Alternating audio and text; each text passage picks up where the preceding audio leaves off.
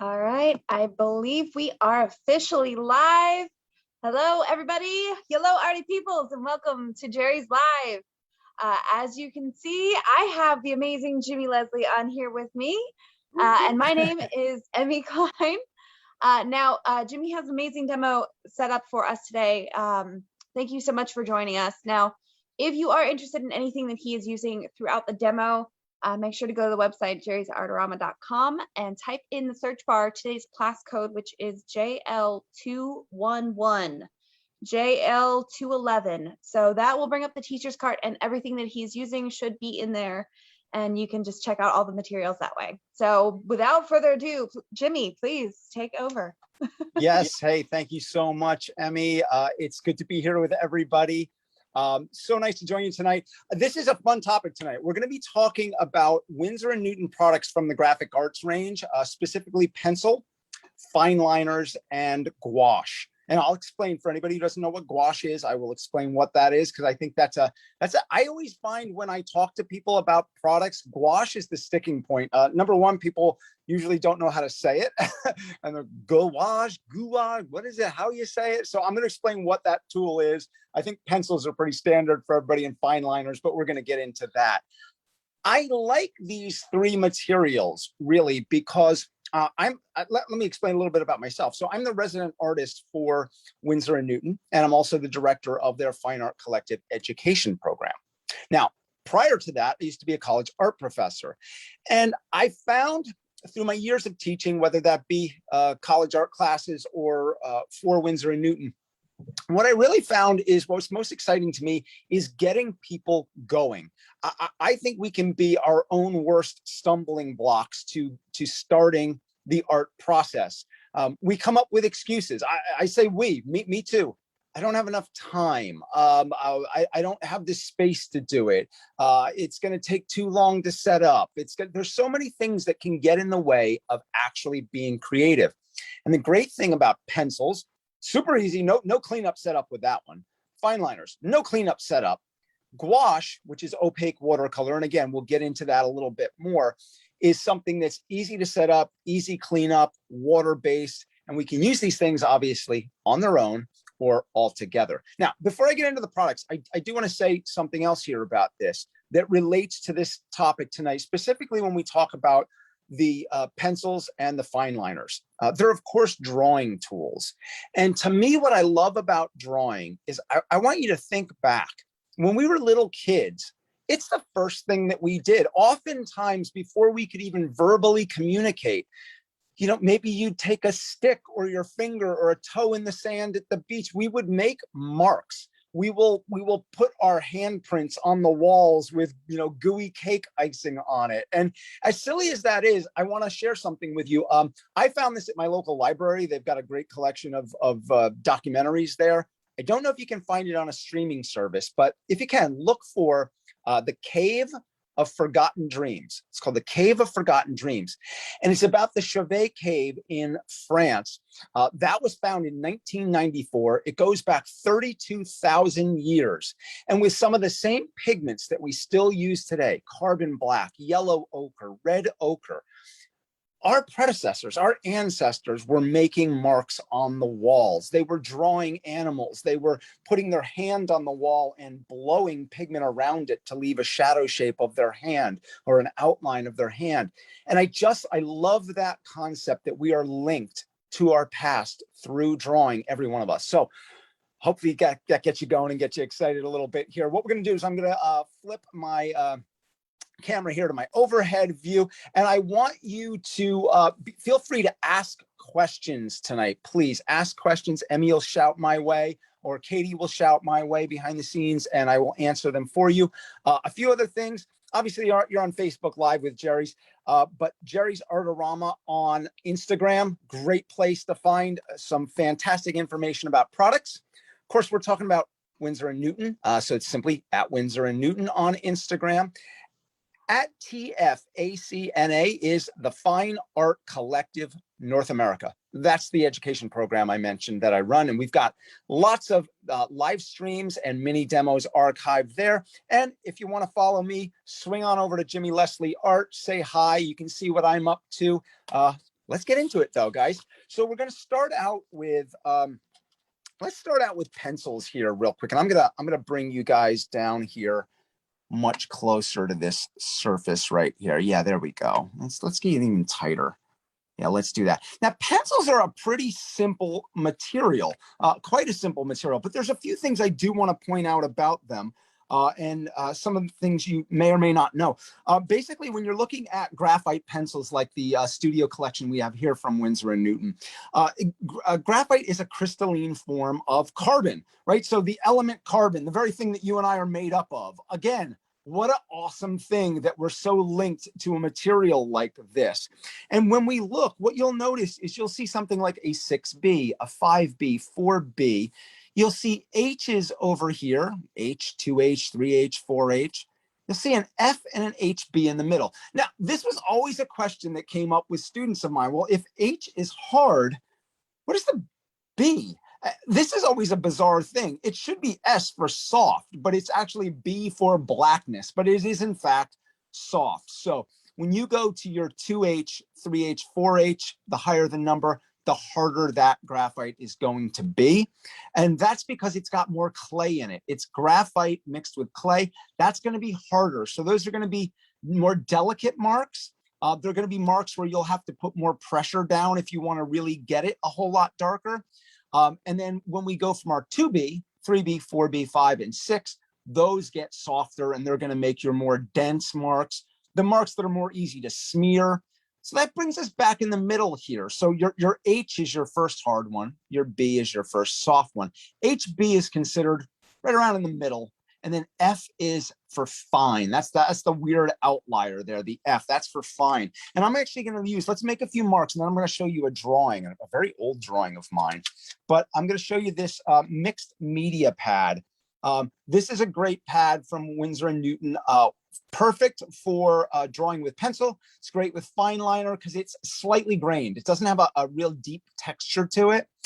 But really excellent for wet media like gouache as well, watercolor, mixed media collage, any great stuff like that. Let's see if we can get a little bit of, show you see the texture on that. Yeah, you can pick it up. Let's, right there down in this corner, you can see that texture. That's actually even just exaggerated there because I'm so close, but it's really not a deep, deep texture to it. Let's put that down. We'll make a few marks here. And I'm not going to go through all of these because, again, pencils are a pretty straightforward thing. But let's go from a 4H right here. So the 4H, I'll make a few hatching marks with that. And then I'm going to go to the opposite end of the spectrum with the 6B. And you not only can you see how much thicker that is, you're actually picking up some of the texture of the paper right there. You can see how much thicker that is and how much more dense that is. Let's make a few more marks with that. And I'm just going to do that. Kind of drag my finger over here and drag my finger over here. And you can see that without me bringing that super tight. Let's get that in the light a little bit better. Yeah, look at that smear right there. That can be a good thing. Or a bad thing. I think it depends upon what you're doing. Certainly, if you are laying down a solid area like this, and you want to use your finger a little bit, or what's called a stump, to smooth that out, you can do that. The one thing I would caution against with that sometimes is that you can smooth something out so much that if you were drawing something like a person, instead of it looking like a fully rounded form of a leg or an arm or whatever body part it is, you can smooth it out to such a degree that it feels like a piece of porcelain instead of flesh. So you want to kind of be a little careful of that. Let me show you an example. This is an old one of mine. This is quite old. It's in glass right there, so pardon the little reflection right there. But this is my son when he was, oh gosh, I don't know, about a year old or so. And here you can really see the denseness more of the 6B in that. Now I don't, this is old. Whether I was using a 6B, a 4B, an 8B, I don't know. But you can see how much thicker that is. And also what you start to see when you look at something like this is the delicate nature of the lines here, how soft I am with the line. I don't want to give as much attention down here to the rest of the body as the face. The face was the focal point, right? And here I want that softness, right? You want a chubby baby, right? We all want, you want chubby babies or healthy babies, right? So you want that nice little roll right there. And part of that is just being really soft with the lines. And you can actually see some of those hatching marks there where I'm curving, I'm moving with the form to get that movement there, that rounded movement right there. And then the face is much more developed. So a lot of times, I got to tell you all, I don't often use pencil a great deal for finished work all that much. What I often do is use it in sketching. I use it to as preliminary areas to draw, and I'll show you that tonight. But I think what we'll do is let's jump ahead to the fine liners. I want to show you those and also show you some examples of them and some examples of work with them.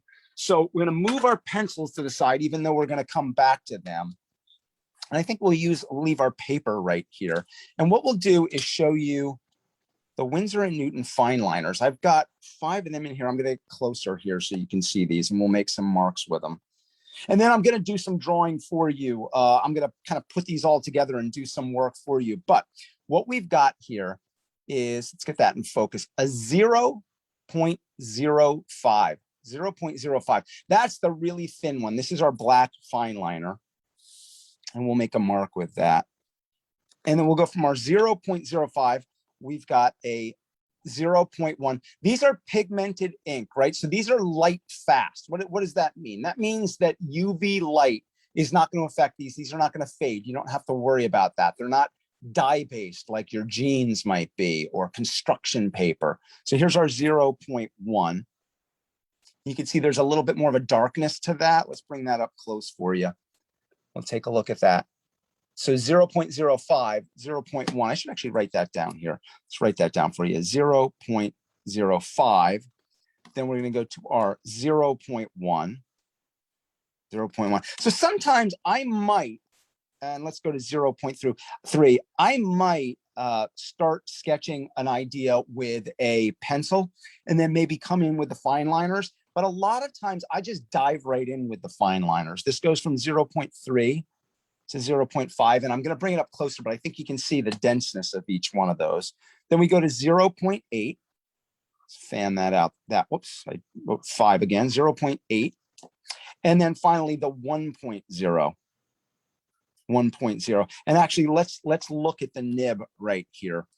Let's look at the nib of the 0.5. Look how tiny, very tiny that is. Oh, that's a nice clear shot. Oh, I got it on my fingertip. See that tiny, tiny little nib. Now let's look at that compared to the 1.0. So 0.1 and 1.0 on top there. See the difference in that, right? Big difference right there. So if you're looking to really be light with your marks, that's 0.05 on the bottom. That's a great choice. You want to fill in a lot more, then the 1.0 is good. And the reason I say this, a lot of times what I find that, and this is just my experience from my teaching days, that somebody will take the 0.05 fine liner, and when they're doing a lot of ink work, they'll put more pressure to get darker lines down, and they'll really layer over and over. And you can layer like that, right?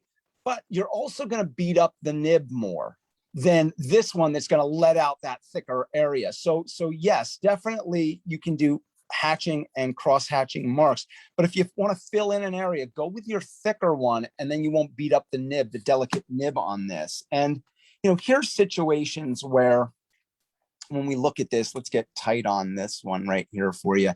This is in my sketchbook.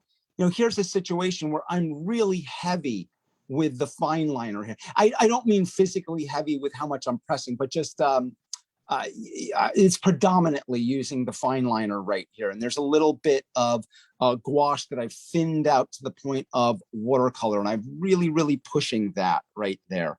And let's show you another one here. You're very heavy. This is actually the sepia fine liner, but really heavy. So down here, these are actually marks. Let's see if we can get closer. Let's bring it up closer. That's the better way to do that.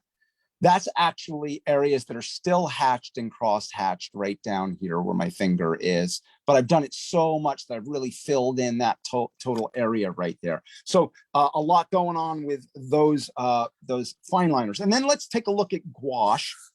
And then we'll use the same paper here. This is my palette right here. So I'm going to raise this up a little bit. We'll get an overview shot. Let me open it up for you. So I've got this palette that closes up, right? So this kind of snaps into place nicely. And what I like to do with gouache, and let me actually do this. Let's explain gouache to you a little bit more. So everybody knows watercolor. Watercolor is really kind of cool to me because it's very much like our drawing instrument in that we all used it. I want you to think about that for a second. Even somebody who's not an artist today, right? Somebody else, you could talk to somebody in your family who's not an artist, not like you. They're not using art materials. They're not tuning in for Jerry's. Too bad. They should be. But let's say they have nothing to do with art. They all used watercolor. It was one of the first things we were given in school in little art classes. And it was those tiny little round cakes. And it was the brush that had hairs that were going, every which wonky way. And we used that. Why? Because it was easy to use. It was just water-based, no solvents. It wasn't stinky. It's easy, again, set up, clean up. So gouache, G-O-U-A-C-H, gouache, is simply opaque watercolor. So we think of watercolor as being transparent. That's what we think of. But what happens with gouache is we load, I say we, I should always be careful, but the collective we, our chemists at Winsor Newton, they put more pigment, they jam more pigment into the gouache to make it very, very opaque, okay? So now you might say, well, isn't that always a good thing, right? You want as much pigment in a paint as possible. Yes, to a degree, but here's the thing about pigment. I always think of like baking a cake. You could put the right amount of flour in to get the batter correct, right? Everybody knows that. Dump in way too much, and what do? You get this sort of gloppy, but I don't know what other technical term could I use, right? You get this gloppy, too thick of a mixture that doesn't really work. So when the chemists make gouache, they do put in more pigment, right? Compared to the binder that's in there, the thing that's the glue that holds it to our surface, which in watercolor and gouache is gum arabic. It's a resin from a tree. Actually happens to be the thing that's on a lot of hard candies that we have, M&M's, Skittles, things like that. And so it is a food grade thing, but also used as our binder, our sticky substance in watercolor and gouache. And they put more pigment in there to make it opaque. But here's one thing you want to be careful with gouache, and I'll show you my palette again. Let's flip to our, there's our over here. I'm going to show you our palette, but I want to show you something right here. I did this little illustration for you.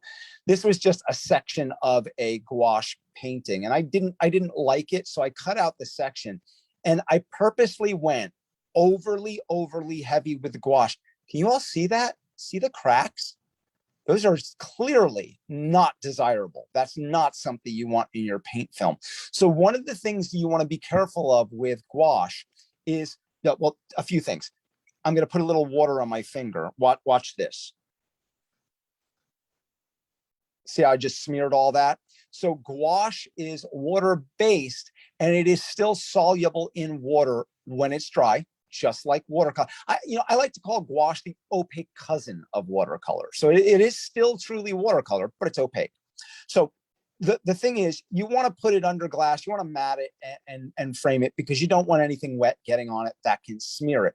But the other thing is, if you get too thick, then you can have that cracking that occurs, and we don't want that. So I'll talk about that more, but let's show you the palette, show you some examples of gouache, and then I'm going to put all these things together. I'm going to do some drawing for you, some painting for you, and then hopefully you guys are going to have some questions. So what I'm going to do here is let's start up in this corner, and I think I'll make some marks as I do this. I'm going to take this color up here.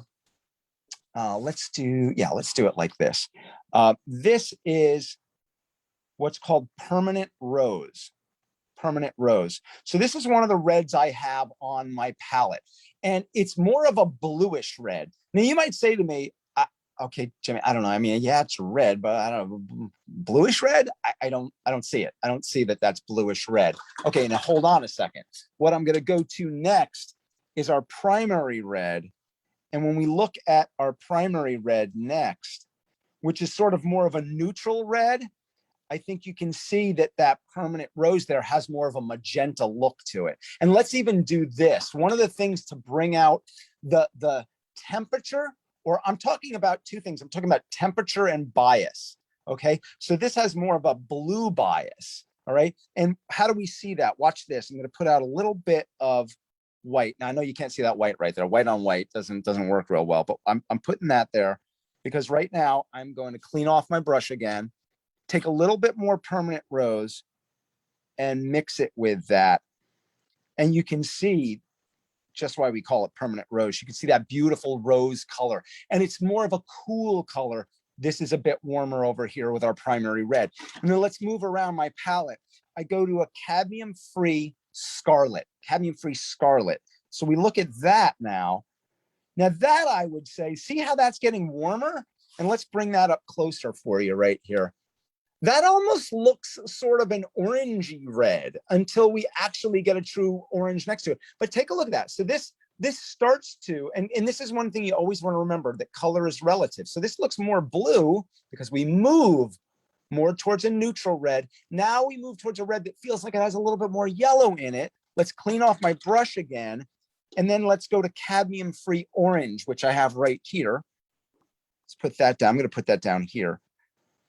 What's funny, Jimmy, is that we were actually just going over color theory basics and color temperature last week. Oh, good. Okay, so you're going over it again. Great.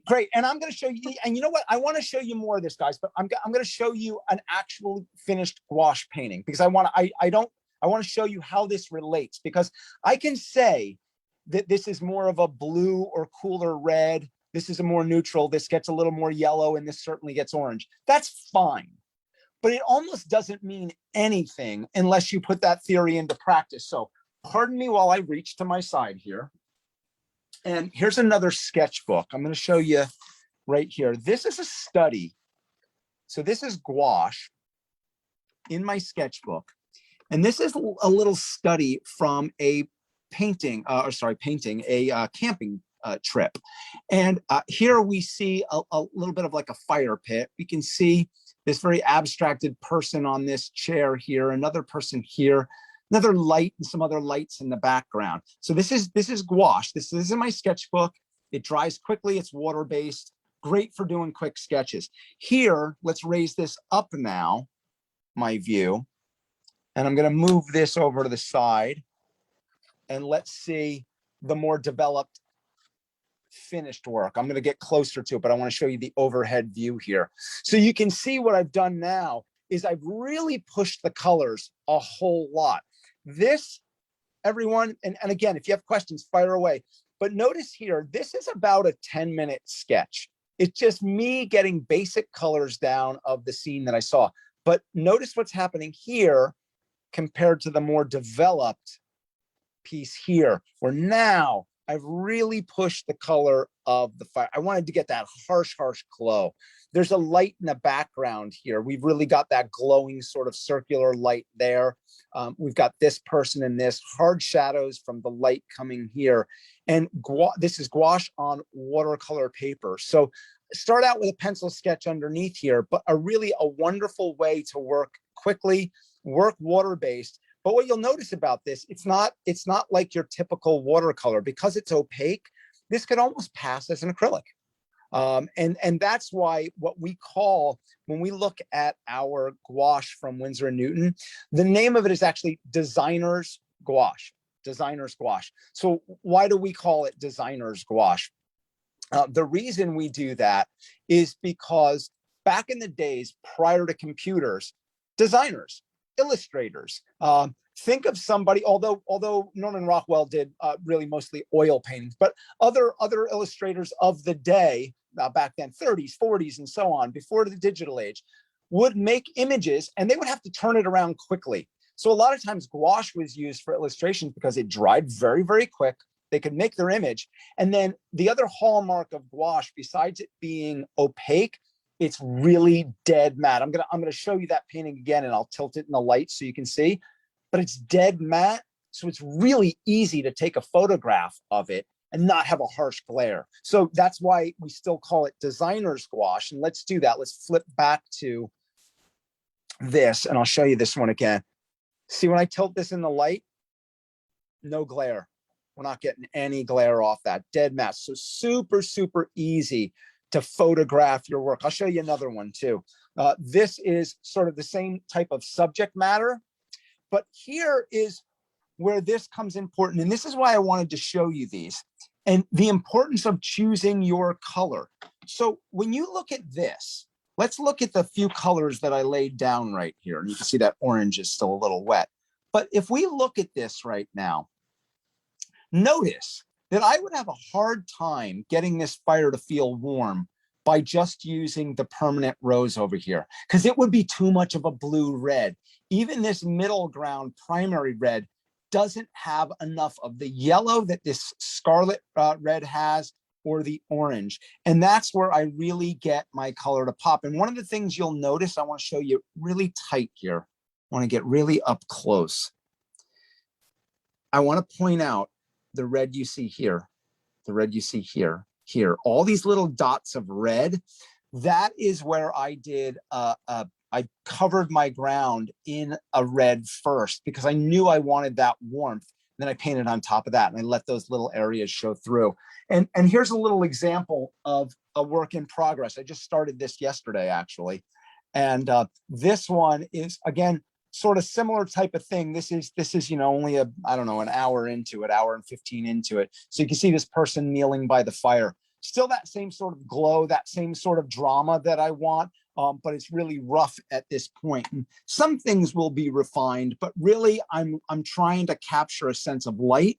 I'm trying to get the sense of warmth in the fire, coolness in the background. So with that in mind, let's look at a few more colors here. And again, fire away with your questions that you have. We've got the white on there. Let's look at two yellows that are on my palette. And I want you to keep in mind too, I change my palette up from time to time. Now this one that I have right down, this one is called Cadmium Free Lemon. So it's more of a cool yellow. And once again, I'd say you could argue if we were together, you might go, Jimmy, it's yellow. What do you mean cool yellow? Because think about it. When you think about color, and if you've seen other Jerry's where, like Emmy said, where they've talked about color theory, think about it. When you think about a color, and if I said to you, I want you to name warm colors, well, you'd probably say yellow, you'd probably say red, and you'd probably say orange.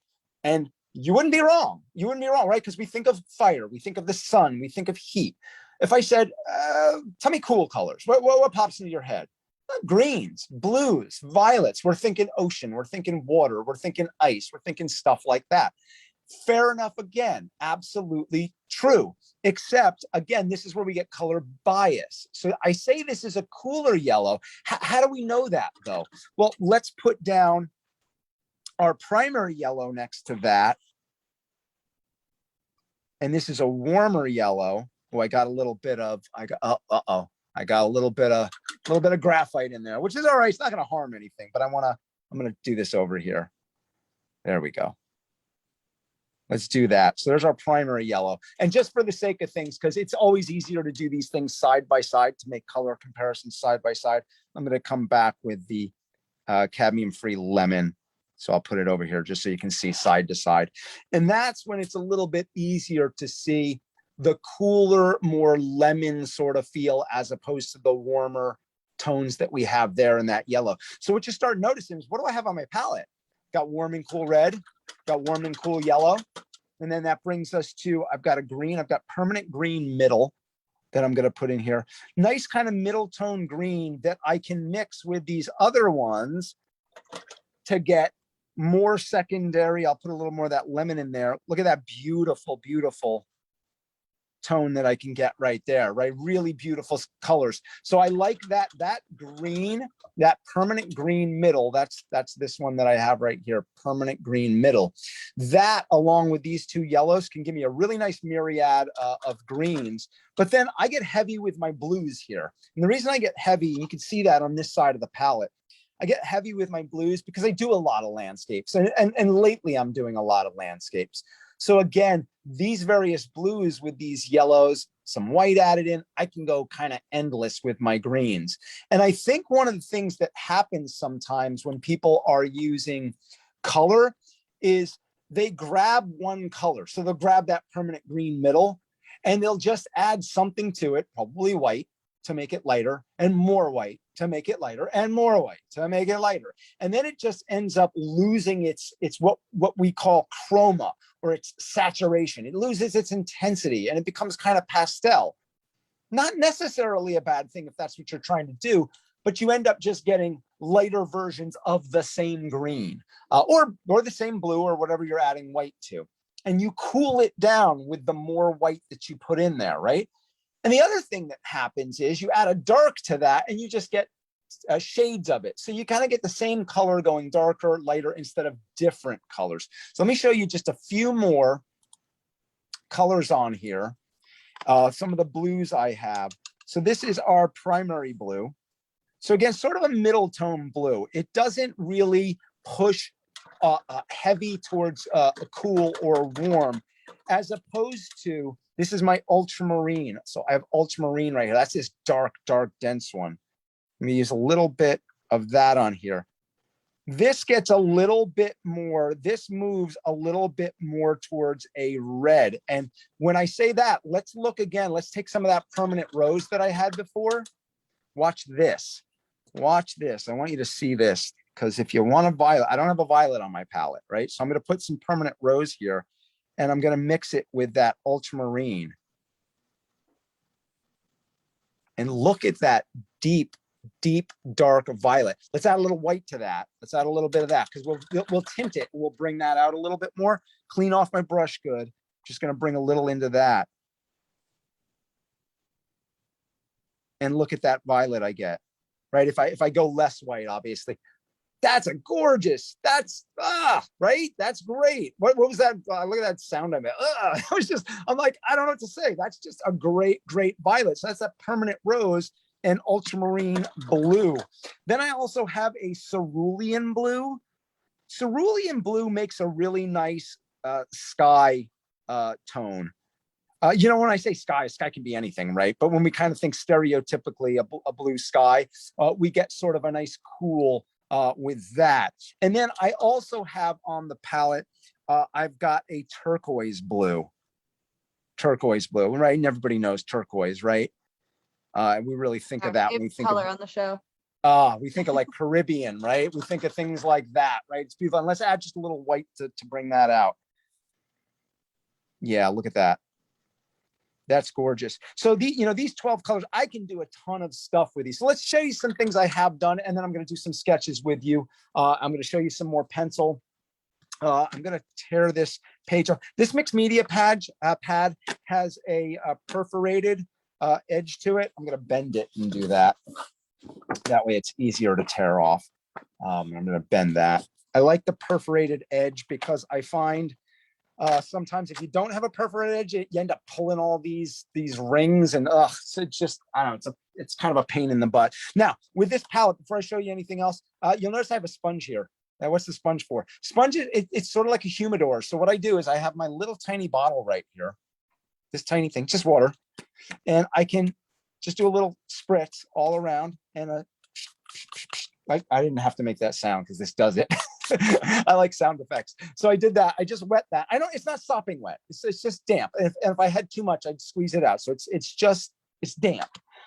When I put that in there, that holds enough moisture in there. And I also paint quite a bit with this set that this will keep this from drying out, right? It'll keep it from drying out. So it's just a kind of a nice way in that. Well, I might even do this. I might even do like a little spritz there, then put it down, spritz like that, and boom, put that on top like that. but this is fine right here. Also, you know, it's water-based, so it's going to dry out depending upon how much moisture is in the air as well. So really humid days, humid environment, that's different. Let's show you a few more examples of, I've got some sketchbooks here. I'll show you a few, I don't know what I marked here, so we're gonna, it's gonna be a little surprise to me. Yeah, so here's gouache in my sketchbook. So again, I love, what the nice thing about this, if I was to paint in acrylic in my sketchbook, like you might look at this right now, and like, oh, well, it kind of looks like acrylic. Yeah, fair enough, right? It could be, but acrylics remain a little bit tacky. And my worry with acrylic in a sketchbook is that the page could stick together, and I don't want that happening. So because gouache is flat and matte, I've got no issue whatsoever with that. And here you can see, let's get you nice and tight here. Now you can see gouache, where what I've done is take a look. I've really thinned it out, so it feels more like watercolor, right? Again, I called, like I said, I called gouache the opaque cousin. But look at what I've done in my sketch here. I've given structure to the rocks with the fine liner. So I can draw on top of this. I'm going to take the 0.05. I'll come back in here. Let's say I wanted to get a little feel of, you know, accentuate that movement of the water there. I can come in and do that. There's no issue there. So if I want to add structure in, I'm going to show you a finished piece where I did that. So here is a piece, and this one, so this is a gouache. This was from a campsite as well. So it's gouache, very strong color, very bold, very flat and very matte. Of course, there's a sheen here because I have glass on it, but let's get in nice and tight on this. And here's where you start to see the pen. So I'm gonna actually grab that fine liner so I can do a little pointing. You can see where I gave a little bit of an edge to the tire right there. You can even see where I let it skip across the surface with the delicate 0.05 for the line of the tent. I didn't want a super hard line. That would look weird, right? I don't want that to jump and stand out. You can see in the fins of the engine block there. On top of the color, I come in and I give that a little bit of structure. So what my fine liner, you can see it in the picnic table there too. What my fine liner has done over the color is come in to be sort of like an accent mark. And especially since it's black on a lot of these black surfaces, it works quite nicely and brings them out a little bit more. So a nice way to combine those two things. Let's move that off to the side, and I'll show you another example. Now, quick question while you're grabbing that. Yeah. Do you are the pens water resistant? Do you always put them on top of the gouache, or can you put gouache or watercolor on top of the pens? Yeah. It's a smart question. It's a good one. So they are water resistant. So I have it on top of there. So sometimes, I mean, if I was to put down the fine liner, I want to let it dry. It's going to be real quick. Again, everyone is dependent upon the space in your studio. So if there's a fan right on you or anything else, but it's a fine liner. It's going to dry in 30 seconds. I mean, it's not going to take long at all, right? So just give that a second. But if I paint over it with the gouache, because gouache is opaque, you're not going to see the fine liner. So again, it's adding sort of more as an accent for me in that situation. And I do very similar work in my sketchbook, where I have kind of jumped back and forth between the opacity of gouache, because I started off with Winsor Newton gouache. So I used to put that on top of my fine liners and then go back in with the fine liners again and kind of pop out whatever I wanted. Totally. It's a very fun thing. Yeah. Okay. So you know what? Let's do that. I'm glad you actually said that. So let's do this.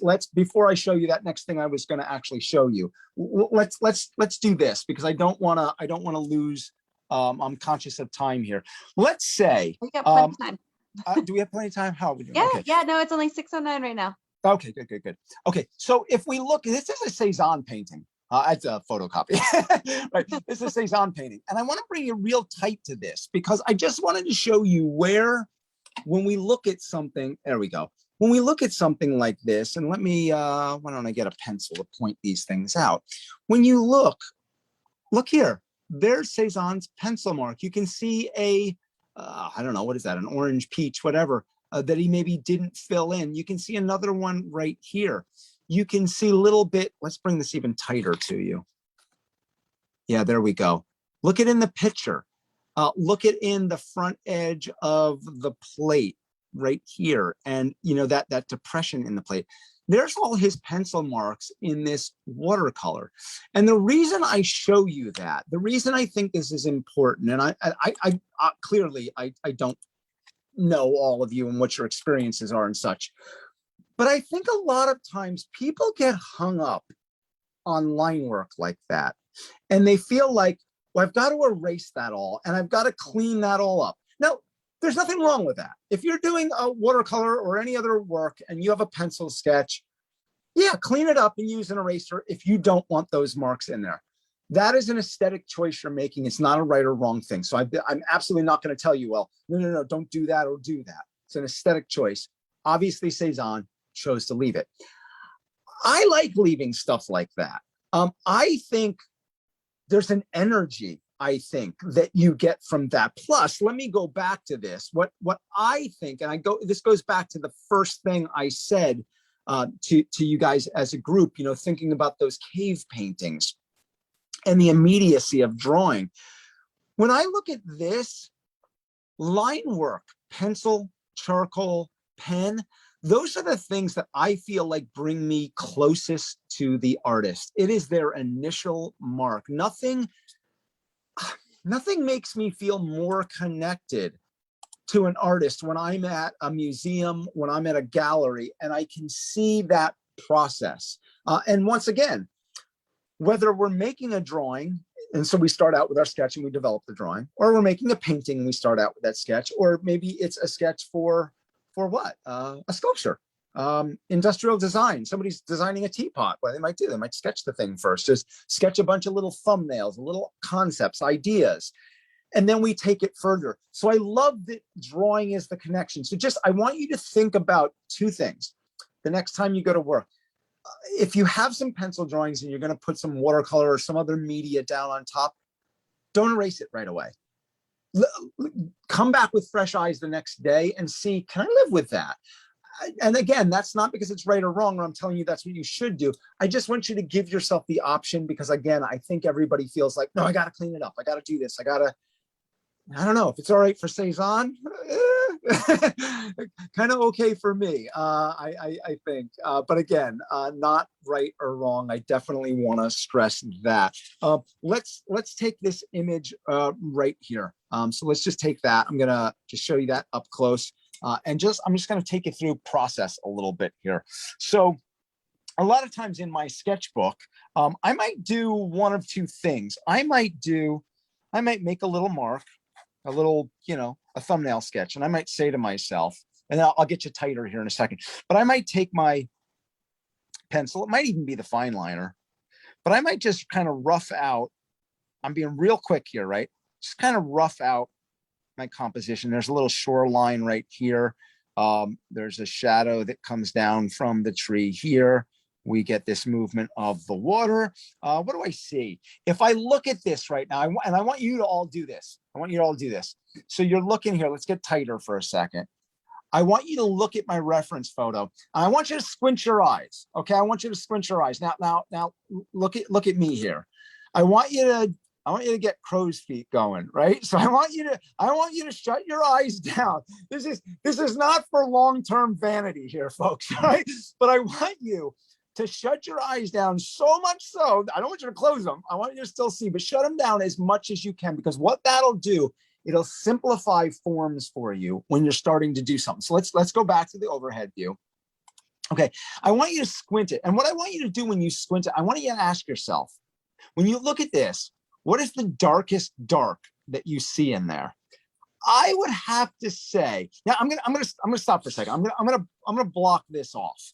If I did that and I blocked this off, we would have to say that our darkest dark is probably here and competing maybe here, right? When we look at the whole thing though, as dark as these two areas are, they're not as dark as what's going on over here. So I would say this is our darkest dark right in here. So if you know that, sometimes what I'll do is I might make a little mark and I may say that's my darkest dark. I might do that. And then let's go the opposite end of the spectrum. What's our lightest light? I would say we're competing between here and here maybe. So you know, I might make that mark. That mark might be two areas. I might say, you know, like darkest dark, you know, second darkest dark there. And I might say my lightest light is in here, lightest light, and maybe lightest light is in here. And what I'm doing when I'm doing that is I'm kind of setting up a scale for myself. If I know what my darkest dark is, then nothing else can really be that dark. Again, two areas could be your darkest dark. They could be the same. But if you nail those down, then when you're doing anything, whether it's with color or just the pencil or fine liner, you can say to yourself, if that's my darkest dark and I've established that, nothing else should get that dark. And if I've established my lightest light, then nothing else should get that light. So everything else I do should be in between those two things. Okay, but let's go back to it again. So what I might do then here is, pardon me, let's get this, let's come back here and let's make this large for everyone. There we go. What I might do is I might just say to myself, with a light mark, I might come in just kind of a mid-tone. And I say, okay, we got that going on. This whole area back here in this mountain range, kind of mid-tone here as well. Let's block in some areas of that rock. Let's get some areas of that shadow there. And I've really just got sort of a little tonal study, right? And then I can go darker with that still, and I can start building up and say, well, that's got to be a bit darker in here for sure. This has got to be a bit darker back here up through the trunk of this tree. And I'm not getting, you know, I'm not getting picky here. These are big general ideas. And then a little bit darker back here, because a little bit darker back here will help that rock stand out a little bit more. And then we get a little bit darker over here as well, this side of the rock. And then that throws our shadow. And so we can keep pushing things like that. And I can keep building that up and up. But I might do that and I might get a little something like this right here. Right. And you can see I even have notes to myself right here. This is Old Forge, New York. This is up in the Adirondacks. And you can see here that what I've done is I'll make little notes to myself. So I made a note about the shadow of the rock. I made this a little while ago, a few weeks ago. I'm not sure what I was telling myself about that. Sometimes I'm more detailed with the notes. But you can see I was talking about a high contrast right here in this case. High contrast here and here. So I said that instead of darkest dark, but I really kind of set things up. And you can see I've gone in with the fine line. In this case, I've gone in with the fine liner. So there's no pencil here. I've gone in with the fine liner and really gotten a little bit, there's some of that energy. I like this as a study sort of on its own. I think it's kind of a fun study, but I could come back in there with gouache. So sometimes I'll establish a drawing like this and I'll learn a little something from it. And then what I might do, and you know what I'm going to do here, I'm going to actually grab, because that was a tonal study, I went with soft. I'm going to grab the F here, which I said the F is fine. It's sort of like a technical pencil. So it's not going to leave really hard, dark marks. So I might come back in and once again, I might re-sketch things.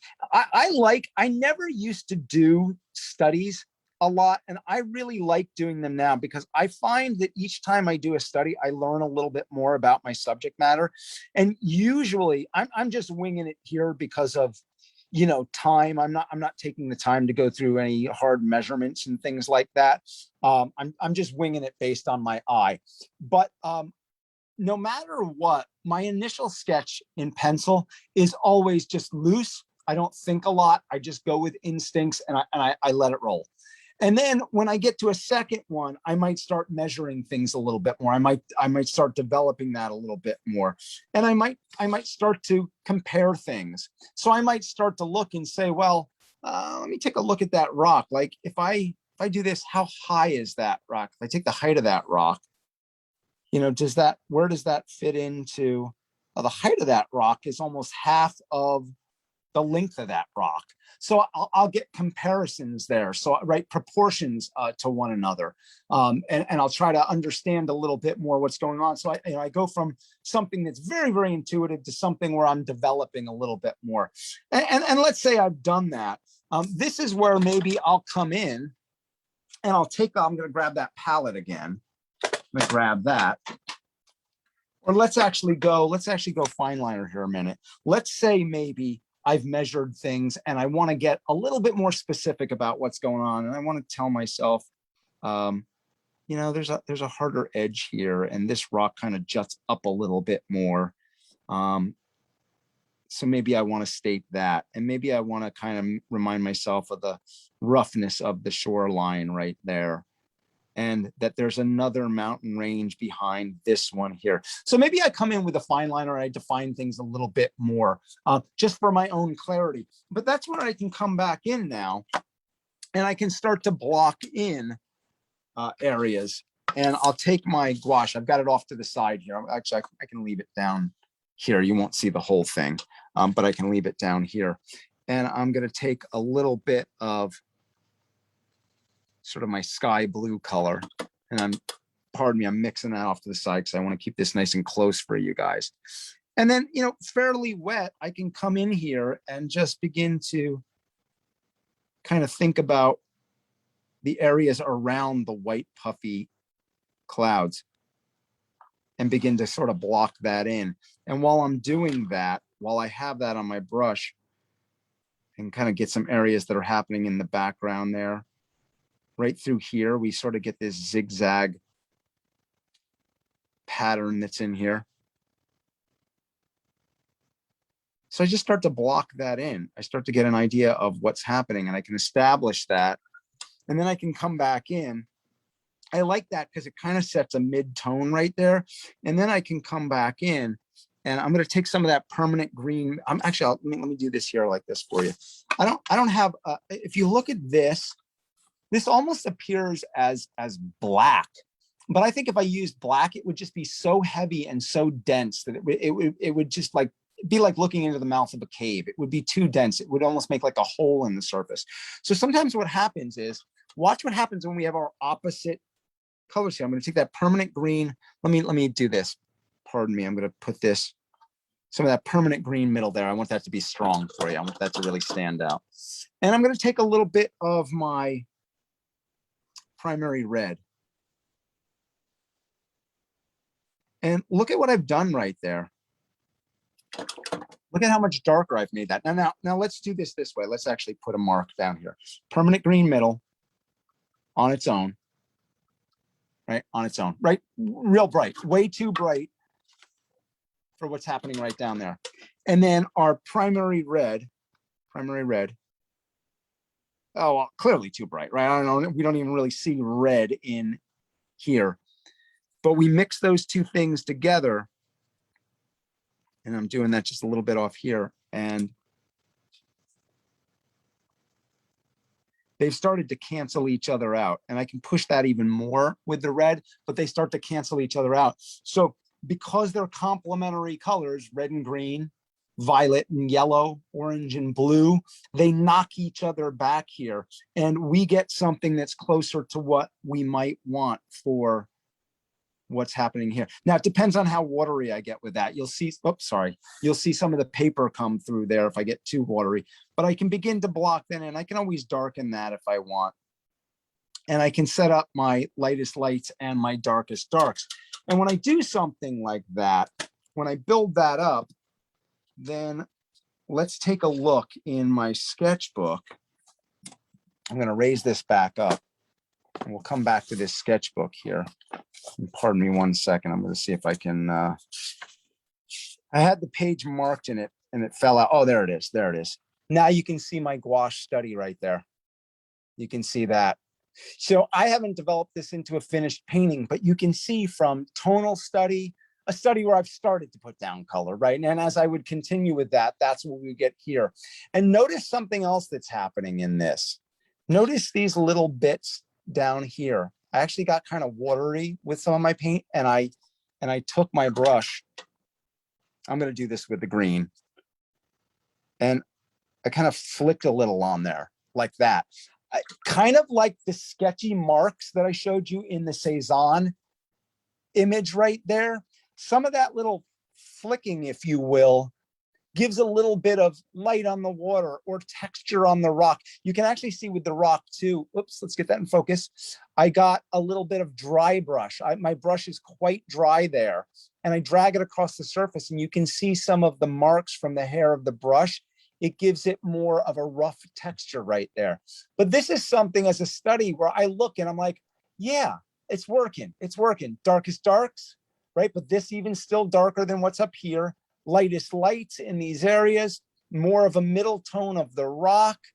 It's working. I like it. I'm digging where that goes, and I'm happy with that. And that sort of thing that we have happening right there is also that same process, guys, that I have right here. So this is in Providence, Rhode Island. And here you can see a lot of the sketchiness of the fine liner. You can see the gouache. So I haven't really covered up. I've laid down the gouache. I've come back on top with some fine liner. And then my finished version, let's look side by side and then I'll show you. Can we see side by side? Let's go up a little bit. You can see that I get more punch with my finished one, right? Because this, I'm telling you this just so you get a concept here that with sketches like this, studies like this in my sketchbook, what I might often do is set a timer for myself. And that's not, it's not that there's any badge of honor to say, oh, I did this so quickly. Big deal. There's no prize for that. Nobody gets anything for that. But I do set a timer for myself because I don't want to, especially in the sketch, I want to go with a lot of intuition. I want to feel the thing. I want to keep it fresh. I don't want to belabor that thing so much. So I might set my timer for 15 minutes. Whether that was 15, I don't know. Could have been 10, could have been 20, could have been 21 minutes. But it's somewhere in that range. And I try to be pretty, sorry, let's come back here. I try to be pretty faithful to that. So that's about what that is.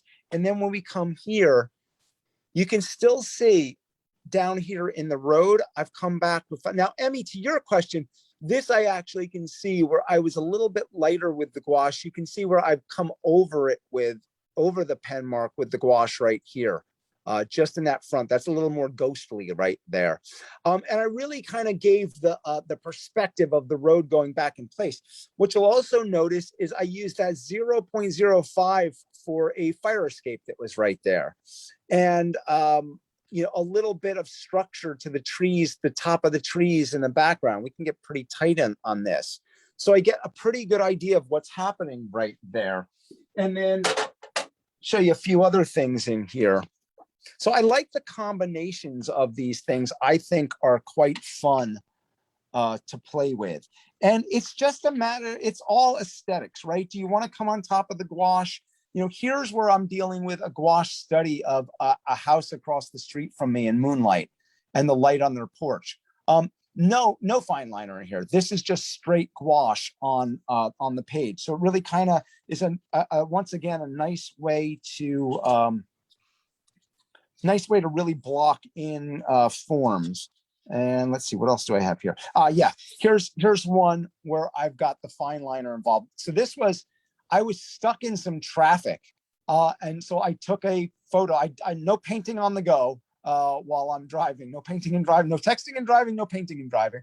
But I saw this and I was like, I was stopped. So I was like, oh, I gotta get a photo of this. And I never made any finished work based on this, but it was just intriguing to me, this combination of, also because I like doing a lot of campfire things.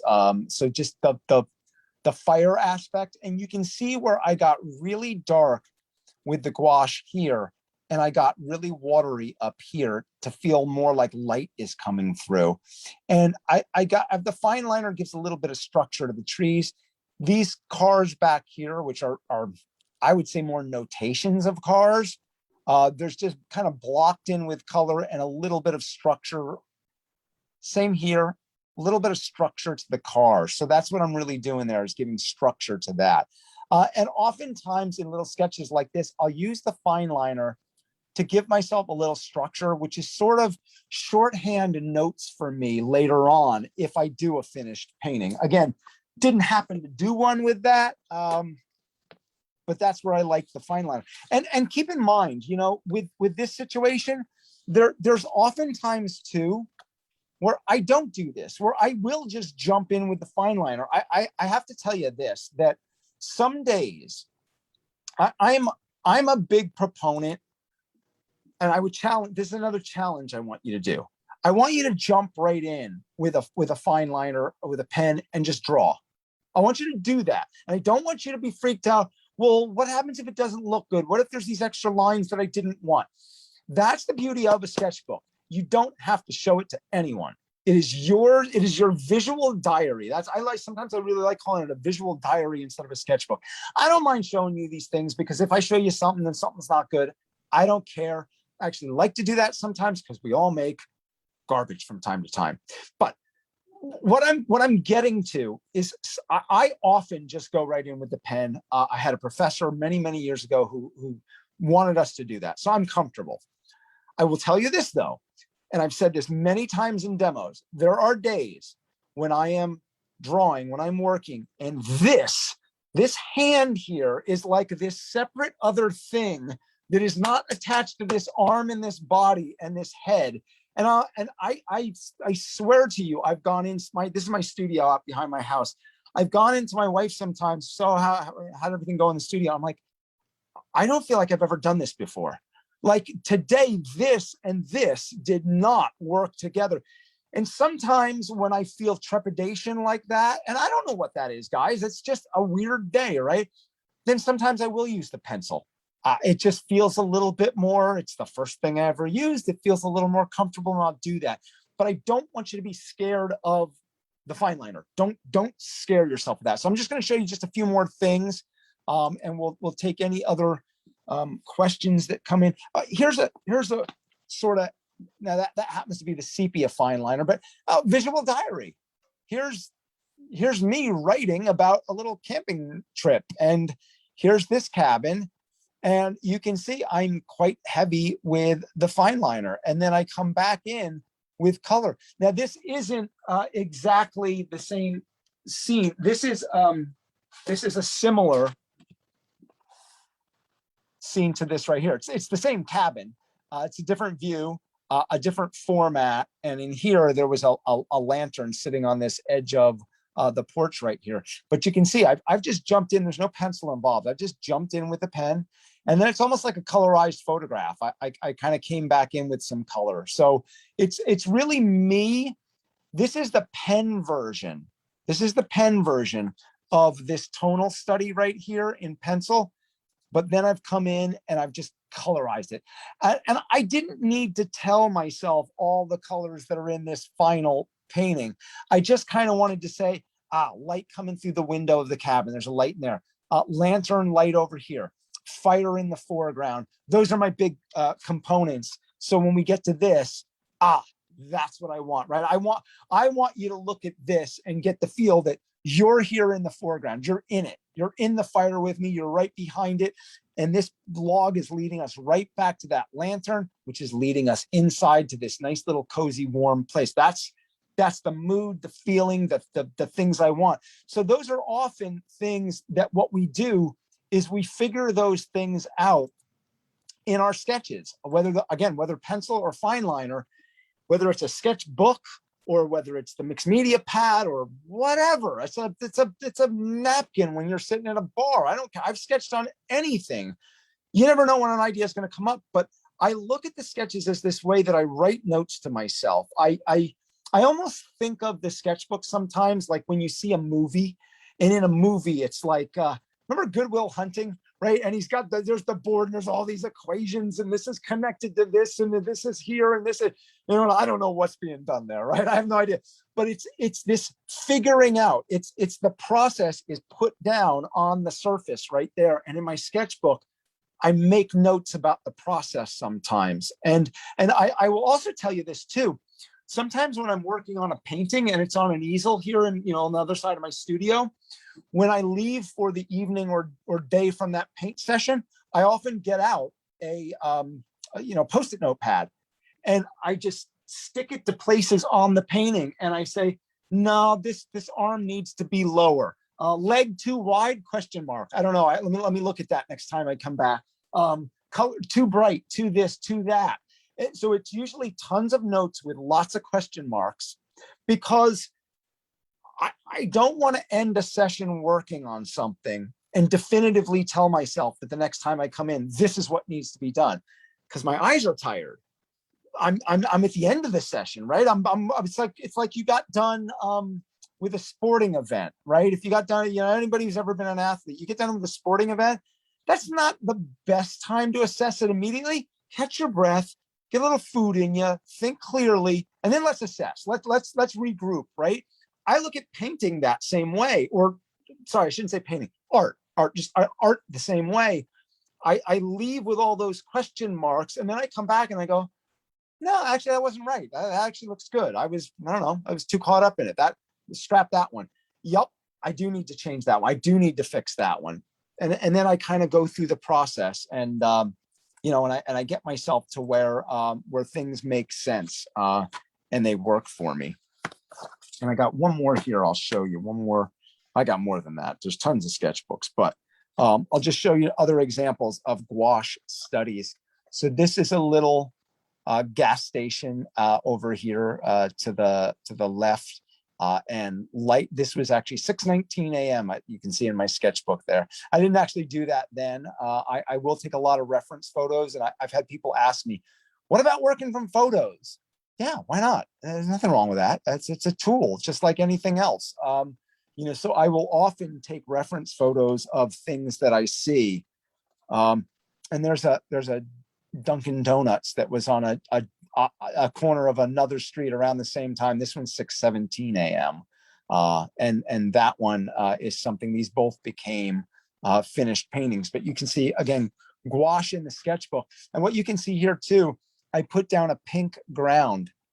So you see the pink coming through there? I like working on a colored, how about you, Emmy? You work on a colored ground? I do. I've actually just completed a painting of a hairless cat, and I started with the same bright, crazy magenta. It is so much fun. Absolutely. Well, and totally makes sense with that. And for me, guys, and I think Emmy will agree, part of it is like, I know this is going to be a color I want to come through somewhere, right? So, and it's going to possibly set a mood. But the second thing is, sometimes if you start on a colored ground, some of the work's done for you already, right? It's already done. A lot of times if we're working with color, and whether that be, any medium of color, but if we work on a surface and the surface is white, the areas that we don't cover may stand out glaringly to us as unfinished. And I'm even hesitant to say the word unfinished. Ugh. I always try to make sure that when I'm making art, it feels complete throughout the process rather than finished. It can be finished at a point, right? I mean, we do finish things, but I like to feel that everything is complete, that everything's working together, that everything's working in concert with one another. So just kind of something to keep in mind with that. Now, quick question. Yeah. Because you've shown a lot of your sketchbook, and then you've shown the finished paintings of when you were done. When it comes to the finished paintings, do you prefer glass over them, or is there some kind of way to varnish this? Yeah. So no, I will frame any of the gouache stuff. I'll matte and frame. Keep in mind, everyone, could you varnish a gouache? Yeah, you could. Okay, you could, and there's always debate about these things. So if I was to brush on a varnish on this gouache right now, you saw that little example where just with water on my hand. If that's wet, it's going to smear it, right? So I could use a spray varnish on it. I don't do that myself though. And the reason I don't do that, if for some reason I could never remove the varnish later on without damaging the painting underneath. So I simply matte and frame them. And there's sort of I guess you have to think about a few things here too, guys. You know, when you think about, there's always a cost to making art, isn't that? That's just part of it, right? There's a cost to it. When I think of a painting on canvas, right? You know, maybe you use a nice deep edge canvas. You don't need to frame that at all. So in a way, you save money there, right? You don't have to frame it. It can look good on its own. That's possible. But then also works on canvas start to take up more room over time. I work on canvas. I'm not saying you shouldn't. What I'm getting to is that when I work on paper and it is that thin, there's 100 images right there as opposed to 2 paintings. So I always kind of look that space in my studio, work on paper takes up way less space, and then I frame as I need. Or I also sell things online and I sell them unframed. I don't have to do anything with it. And the work on paper is, you know, my gouache on paper like this, I can, you know, put a nice cover sheet on that, put that between 2 pieces of cardboard, put that in a nice reinforced, you know, bubble envelope that again has rigid cardboard in there. Mail that off real cheap, and I'm done. So there's always, yeah, there's always right. There's always give and take with those sort of things. Always give and take. Yeah, and you can see here too. Let me come back to the sketchbook here for a second, and let me see if I can find here. I'm gonna kind of go random here. I had some things marked, but yeah, I'll go random. Sometimes I'm always there. I'm always here. So sometimes I do little self-portraits and things like that, and things where I do funny, weird things like that, which you can see in my sketchbook. Now I'm a really early riser, so 8:21 in the morning is actually quite late, but you can see here my little caption is tired. And here you can see a heavy use of the pen. Very, very heavy use of the pen. You can see me kind of flicking some, being real quick with the gouache that I'm laying down. And in particular, you can see where I'm getting thin with the gouache, but I get thick with the white. Let me bring that up. So that highlight, let's get that, see if I can get that in focus. There we go. That highlight on the nose really stands out. So this was me diving right in with the pen, being loose. And you can see here, the marks are not, you know, these marks don't connect up with one another like a coloring book that I'm filling in, right? So that looseness of approach, I think, with the pen, for me, is something that is part of the process. I am always what I called as a painter. I've always said that if somebody asks, what kind of painter are you? I say I'm a painterly painter, meaning I like my marks to show. I love looking at art, you know, yeah, listen, a Vermeer, a Van Eyck painting where there's no trace of the brushstroke practically. Oh, it's gorgeous. I love looking at it. It's beautiful.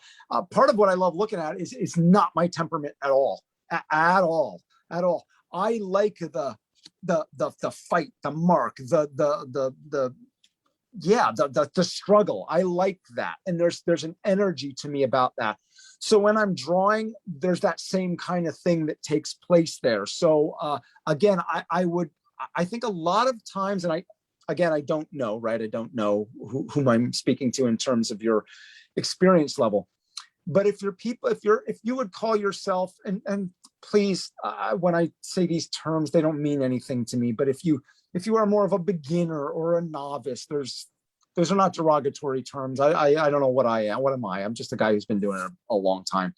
But if you're somebody who hasn't been doing it a long time, and you feel like you're in that situation where you're trying to get it to be perfect, what does that really mean anyway? I would ask you again to back off. Start using that pen. Leave some random marks. Flick a little paint. Be a little more free with it, and see if you don't get a sense of energy that becomes quite nice and quite interesting. And I think, that's what this is. I don't think the idea of me that morning saying, I'm going to do this little sketch in my sketchbook, and gosh, I'm wicked tired. I don't think having perfect lines would get that. To me, the haggard nature of the lines is what describes that tiredness, not to mention my squinting, face, and that the idea like, light, go, like very vampire-like. And, here's just me. This is just me sketching out of my head. And then I've got gouache as an outline around there, just making it stand out. I did the same thing down here. This little guy, I was just kind of playing with one color. So sometimes, I don't have a lot of color out. It's just playing, just kind of having some fun. Here, this is pencil. So this is pencil. And you can see the pencil come through in this little portrait. And the only place I've got watercolor down here. The only place I truly have opaque gouache is on the nose right there, that very, very highlight area. But once again, you can see, sorry, let me get that in focus. There we go. You can see that there is a sketchy nature to it. And the head, the lines up top here. I don't know. I could make those perfect. And, I could take I don't have my kneaded eraser handy, but I could take an eraser and I could get rid of those lines. I don't know. I don't think that helps. I don't think it actually does. I think it kind of takes away. I don't know.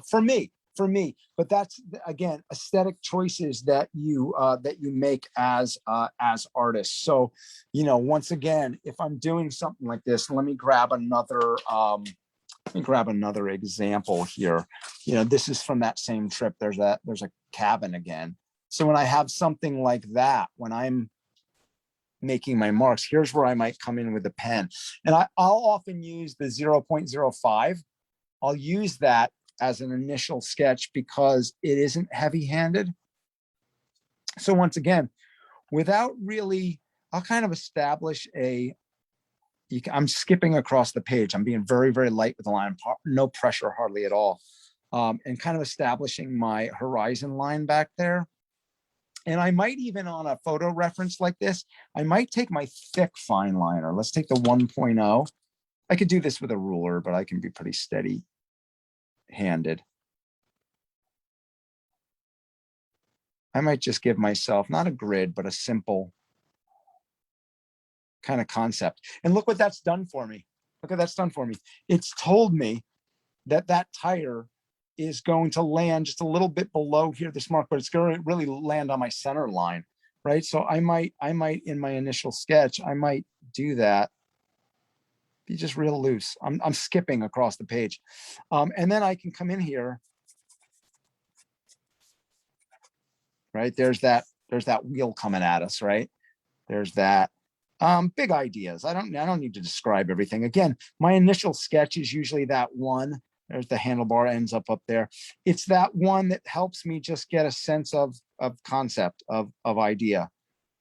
There's that exhaust pipe coming down. That hits the center line just below that, and then goes back in space. There's some saddlebags on that thing. Kind of the big idea of that going back in space, right? I get that. And it kind of helps me set up what's going on with this cabin. And look at the roof. The roof ends right here.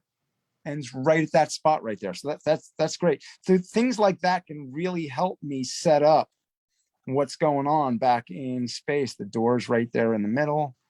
Kind of get that going. I get an idea of that. Idea of what's going on with the trees in the background. There's all sketchiness of the grass that's in here. A little shadow that gets thrown. There's a kickstand and a little shadow that goes down. And when I have something like that, that's something, once again, that I can build up from there. So I've got my fine liner. Do I want to go back on top with gouache and get a sense of the color scheme? Yeah, I could. I might not. I might do, several other sketches like that. And you'll see that in my sketchbooks. Let's see, my most current one I think is right here. Let me grab that. I think I actually have a sketch of this already in here. Let's see if I do. Well, there's another kind of image of a cabin in the woods right there, all again from the same trip. And you can see, you know, there's that same thing. Have I described everything that's going on in the engine of that motorcycle? No, not necessary for a study like this. Not necessary. But I come back in here, and I thought I had one more of this thing. Let me see. Pardon me. Oh, I might not. I might have not done anything with that yet. But that's going to be that initial stage that's going to go in there. And once again, I can come back in with that gouache and really just start to drop in big ideas of what goes on back here. Really lay that. I can lay it in quite watery to begin with, just to get a hint, just to get an idea of what's going on. Maybe a little bit more, right? We've got a lighter and a little bit of a warmer green that separates back here. And I wiped off a lot of my brush right here. So let me bring that back here. And in doing so, I can sort of more dry brush right here. Just get kind of loose with little things that are happening like that. And even just with those colors I had before, that primary red and the green will give me sort of a good idea of a brown tone that might be taking place in this cabin here.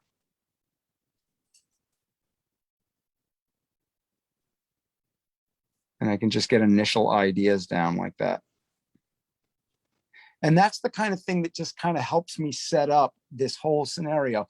And every time I'm doing those things in my sketchbook, and here's another heavy look at pen.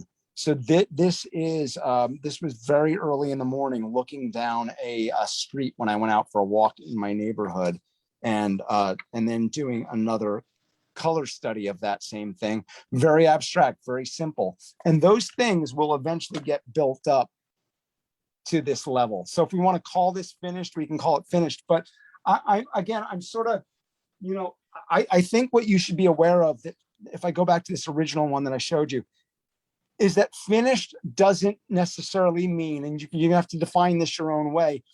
But one of the things I really wanted to do with this particular gouache painting is I wanted abstract marks. And remember, abstract just means to simplify, right? So a stick figure is an abstract version of a human form, right? It's that's all abstract. A lot of times people think abstract means that something is not recognizable. That's what we would say is non-representational. But I like to try in some of these things to see, can I use very abstract, simplified marks to convey a mood, a scene, and so on. So this I consider a finished piece, as opposed to the version I showed you in the sketchbook. So, you know, I hope that what you'll do, whether you're using the fine liner, whether you're using the pencil, whether you're using the fine liner, whether you're adding color to that, I want you to think about the sketch and the study as a way to work out those internal things, because I feel like a lot of times that when I was a college professor, my students would not go through that process enough. They would jump right into the painting. And sometimes I do that too, like plein air stuff. Sometimes I just jump right into it, right? It's the light's changing. I go out and I want to paint a landscape. I'm not saying there's one specific way. I want to be clear. But I think going through the process can help you, because sometimes people dive right into the painting. They get so involved in that, and they get so much time invested in the painting. And then they step back finally and they go, that's not working over there. And I don't like that. And I don't like this. And this is lousy. And they start beating themselves up. When I think of some sketches in the sketchbook, some studies on a pad, you can work out some of those things. And we would do that if we were going to do anything else, right? And an architect doesn't necessarily go to that final rendering right away. they get rough ideas down first. So we do these kind of things all the time. I want you to think about writing a speech or something if you had to give one. What would you do? Rough draft. Think about the rough draft stuff. Emmy, do we have questions? We do have a couple, but we are completely out of time. Oh, pardon me, you could have cut me off. No.